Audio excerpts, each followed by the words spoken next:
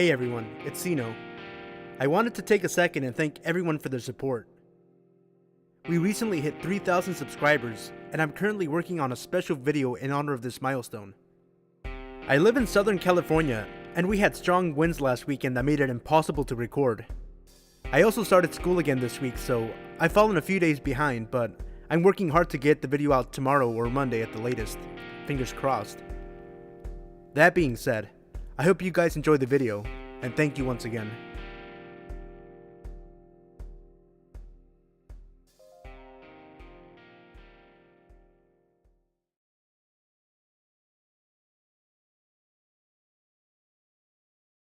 When I was a sophomore in college, I lived in a small but beautiful historic studio apartment in a small East Coast city that had somewhat of a reputation for crime and danger.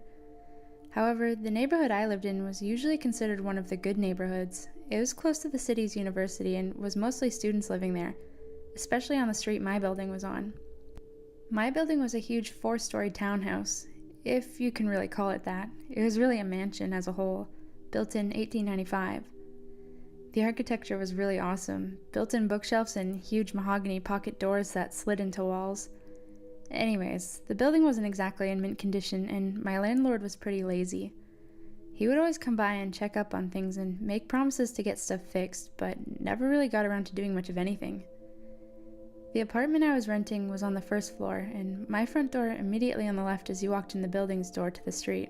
This door, the building's front door, which from the street opened to a small lobby area with only one door in it, mine, and a staircase to the other apartments upstairs, was huge and heavy and never really locked. In fact, you couldn't lock it, and in fact, it didn't even close all the way. So basically the door to my apartment was open to the street. I asked my landlord countless times to please do something about the front door, but he never did anything. Well, one night I was getting home from work and it was really late, about 3:45 a.m. I worked as a pizza delivery driver at a place that was open really late every night, and I was just sitting on my couch watching a little TV before I went to bed. I'd also gotten totally naked, something I truly loved being able to do considering I lived alone. Anyways, not 10 minutes since I'd gotten home and sat down, I hear 3 slow knocks on my door. I'm thinking, who the fuck would be at my door at this hour? What could they possibly want, and why didn't I hear the building's front door open like I normally do? Young and naive, I was half scared and half intrigued. I put a robe on and slowly crept towards the door, which, by the way, was literally right next to the couch where I was sitting. At this point in time, my door didn't have a peephole, so I just had to kind of take a leap of faith and open the door. When I did, a tall, emaciated, middle-aged man stood staring down at me with low eyes and a grin. He was wearing all black in many layers, and a big black trench coat. The first thing he said was, "Can I come in?" With the door barely open, I got a deep pit in my stomach and just went, no man, what's up?" He just stared into my eyes for a second, clearly disappointed, and then said, "I've seen you around," and then started to grin again. The pit in my stomach had evolved into a churning sensation, and I was starting to get nauseous. "Yeah, I've been watching you, and I like the way you look," he said. "So, you gay? Bisexual?" I was just like, "I don't know, but it's getting late. I'm going to bed. Bye." He kind of nodded and lingered for a second, as did I, watching to make sure I saw him leave the building. Once he did, I closed the door, locked it, and stood with my hand still on the knob for a good minute at least. After I snapped out of my shock, I ran over to my couch and pushed it up against the door. I ended up sleeping on the couch that night. Even though it was right there, it just made me feel safer, like I could hear if something happened. Well, nothing happened that night, and it wasn't until about a week later, on one of my nights off from work, that I was sitting around my apartment winding down by myself after I had some friends over drinking and smoking a little bit, as college kids do. All of a sudden, I heard a weird rattling noise coming from across the room, so I turned off the music I was playing to find out that it was coming from none other than my front doorknob. I looked at it for a second and saw that both the knob and the top lock were jiggling. Someone was trying to get in. Like a deer in the headlights, I was frozen, staring at things wiggle and shake until I started to see the top lock actually budge and start to turn. I leapt up from my chair and soared to the door, grabbing tightly on the lock and forcefully twisting it back to being locked. The jiggling of the lock and knob stopped for a second because whoever it was clearly knew that I knew. It was only a second though before they just started struggling again and I had to use all my might to keep it still. Sweat was dripping down my forehead and ribcage after about 15 seconds of wrestling with this intruder. It suddenly stopped and I heard the building door open and close and footsteps run down the stairs of the stoop of the sidewalk. Just like I was before, I was paralyzed with my hands on the door for a good while before I realized I was crying and shaking and that I needed to call someone. My instinct was to call the police. In hindsight, I regret this for the following reasons. I was having basically a panic attack while I was on the phone with 911 and actually threw up during the call. And I think that's why they decided I was just fucked up or something. When the two police got to my apartment, they stood in my doorway as I struggled to recount to them what had happened as I was shaking and crying. I noticed at one point they're both smirking and laughing and say, "What's funny right now?" One of them goes, "It reeks of marijuana." I was just like, okay, and basically argued with them after that. Long story short, they ended up confiscating a bunch of shit from my apartment and basically turning the whole situation into a little mini drug bust. Although they said they weren't going to charge me with anything, just take my shit. Nothing about this attempted break-in besides keep your door locked. I was devastated and felt so helpless. I hate to make this story so long, so I'll try to keep the last part short. Basically the same scenario happened one more time about 2 weeks from the last time, only instead of calling the police, I called my dad, who raced down in an hour, 2-hour drive from his house to this place, with a crowbar up his sleeve. Unfortunately, by the time he got here, whoever it was had already left. They didn't struggle very hard this time. My dad ended up cussing out the landlord and demanding he get the door fixed and install a new lock and peephole on my door. He did make this happen within a reasonable amount of time, and I also got one of those bars you wedge between the doorknob and the floor, as well as an aluminum baseball bat to protect myself with. So I felt a lot better from then on. Needless to say though, I ended my lease for that apartment a month early and never moved back to that street. I never found out for sure who was trying to pick my locks and if it was the guy who had come to my door the first time, but whoever it was, let's not meet.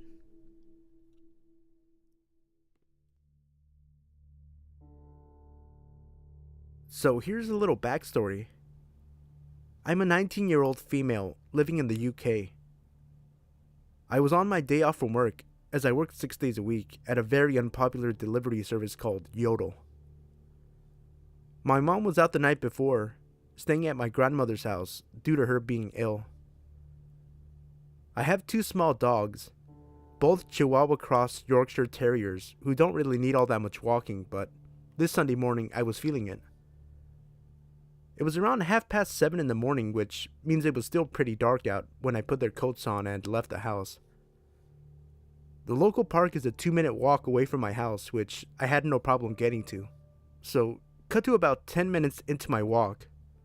I'm halfway around the park when I notice that it's brighter than usual.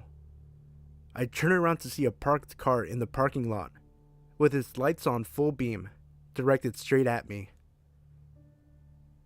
Now, at this point, I'm starting to feel uneasy as I'm about to start making my way back there, as that is the way that I had entered the park. Something in my gut told me that it was an incredibly bad idea, so instead, I decided to cut across to the adjoining field and make my way across from there, as there was a public pathway running parallel to both fields. So again, cut to about 15 minutes later, and I'm starting to calm down, feeling like I had overreacted to the whole situation. I get to the end of the public pathway. I've passed a few harmless people and I'm feeling pretty stupid at that point. What I had forgotten was that the parking lot previously mentioned was just up the road, and the road I had come out at connected to it. As I was just about to turn off the public pathway back onto the main road, a car drives past that, at first, didn't look particularly memorable, until the passenger seat in the car drove past with the biggest, cruelest, most evil grin on his face as they passed me. I stopped in my tracks, and they pulled up just down the road and waited. I started walking home double time, and the walk that would have taken me 20 minutes took me 10. And the entire walk home, this car followed me. Thankfully, I had to cut through little alleyways to get to the road leading to the park, and I managed to lose them by the time I got to my house. After I had caught my breath, I looked out my kitchen window carefully, without moving the blinds, to see 3 guys maybe in their mid-20s, stalking around the area, presumably looking for me and my dogs. So to you 3 creeps who have prompted me to change my dog walking routine like a freaking cop, let's not meet. Okay, bit of background. There was a time when I was 17 where I sort of lived in 2 houses. We were moving and my dad lived in the new house where he had a job, and my mom, my siblings, and I lived in the old house where our friends in school were. The new house wasn't anywhere near the old one. It was about 6 or 7 hours drive. So on a good long weekend, we could make the drive, and my dad would come up in our smart car whenever he could. One weekend, I was off on break and was going to spend a few days basically camping in the new house with my dad. I felt totally safe with him, and I was looking forward to the trip and even the time alone while he worked. The trip started out normally. We stopped at a rest stop about a quarter of the way there to pee, and we planned to stop at a halfway point for a gas station, tea, and another bathroom break. We were familiar with the gas station and had stopped there many times. It was a Royal Farms, if you have those near you. It's a chain place and relatively safe compared to some of the greasier places. We went in and I hit the bathroom while Dad made us both tea. I noticed a man looking awfully stoned standing near the men's room in the fire exit. He was wearing an entirely too tight leopard print shirt with a white jacket, and he had slimy white blonde hair. He looked maybe 45. I smiled politely and went to my dad where I felt safe. I'm socially anxious, but not cripplingly. My dad isn't huge, but he's kind of a prepper and knows self-defense better than I did at the time. I knew that if there was someone who wanted to hurt me, he'd be there. Checking out with our tea, the stoned guy was right in front of us, and he turned around to talk with us. The first thing I noticed was that he seemed more aware now. Less stoned for sure, but still off somehow. But in a different way. He was laughing and talking with the cashier about the Cosmo magazine on the rack. He wasn't buying one, but he said, and I quote, "Nice, they sell these everywhere these days." He seemed to be trying to initiate us into conversation. The cashier was just trying to ignore how much he was looking at her boobs and cash him out. "So, how many months?" he asked us. At first, I was wondering if he thought I was pregnant. Now, I'm a big girl, but my weight's on my hips and thighs, and I'm not shaped like a pregnant woman at all. "Pardon?" my dad asked the man, putting an arm around me. "How long have you two, He grinned, raising his eyebrows. My dad immediately dropped his arm, which was unfortunate because I felt safer with it there. The man, seeing some kind of opportunity, put his hand gently on my right hip. "Oh, no, this is my daughter," he said, a bit baffled and too unprepared for the situation. The man's hand slid a bit lower. Is she single?" he said to my dad, as though I were property he was buying. "No," my dad snapped. "She's not. Goodbye." The man left, and thank goodness, and the cashier rolled her eyes and told us he was a regular, and to be careful going out because he smoked by the entrance. My dad and I waited until we saw him enter his car before we left. I never feel safe in the smart car. It's tiny, and it always attracts a lot of attention because it's a bit of a novelty. There was some traffic as we continued, and it was getting dark, but I swear that man's red truck was always somehow behind us. I pointed it out to my dad, who said that he probably wouldn't follow us all the way to the house, seeing as we split off the highway soon and the drive was still about 3.5 hours long. The truck followed us for 2 hours, but finally we stopped seeing him. We were on a more secluded road, a 2-lane one with hills and curves, but still well traveled. We stopped again at a rest point, and I was in the car watching the road when I saw the red truck drive past on the road. He had still been following us, only an hour from our house. Thank God he didn't notice we'd pulled off. He might have known where our new house was. Too close for comfort, leopard shirt man. Let's not meet.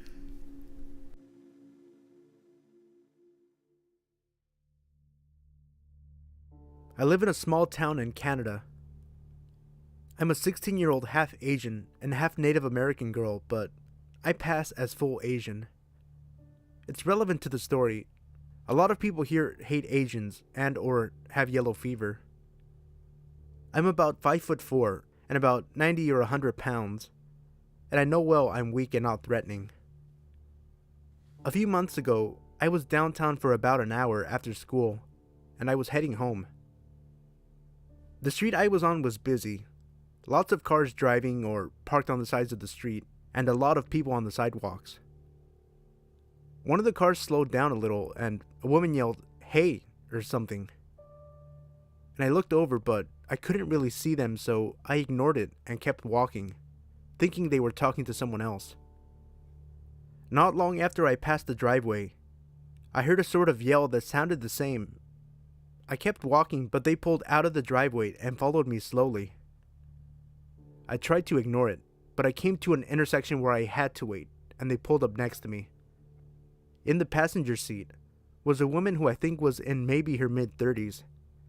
To be honest, she kind of looked like stereotypical white trash, but that may be too harsh. I could see a man maybe mid or late 40s in the driver's side. Again, the woman said, "Hey." I said hi because I didn't want to be rude, and she asked my name. I almost told her before realizing I probably shouldn't, so I said why, and she responded, "Because you're cute."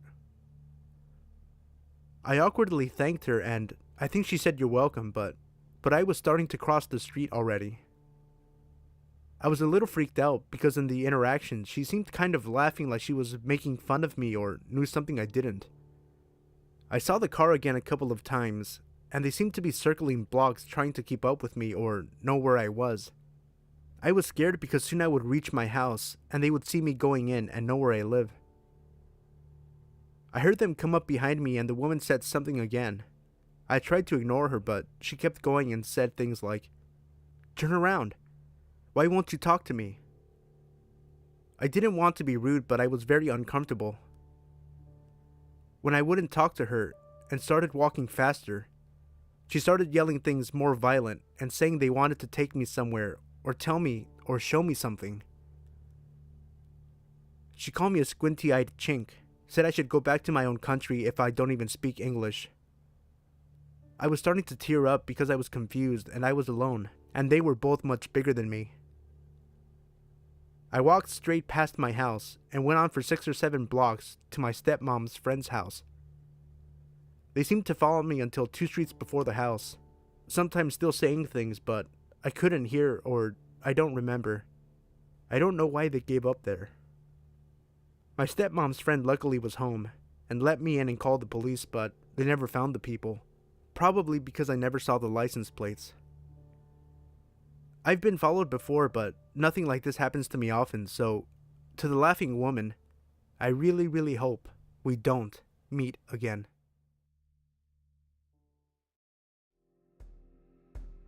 Hey guys, thanks again for all the support.